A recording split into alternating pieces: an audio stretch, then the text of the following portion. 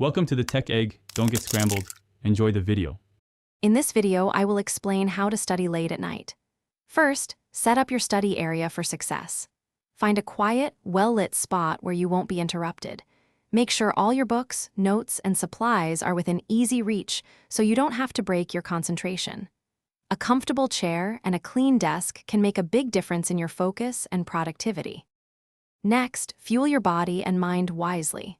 Opt for a light, healthy snack like fruit or nuts, and keep water nearby to stay hydrated. Avoid heavy meals or sugary drinks that can lead to a crash. Remember to take short, 5 to 10 minute breaks every 45 to 60 minutes to stretch, move around, and give your brain a quick reset.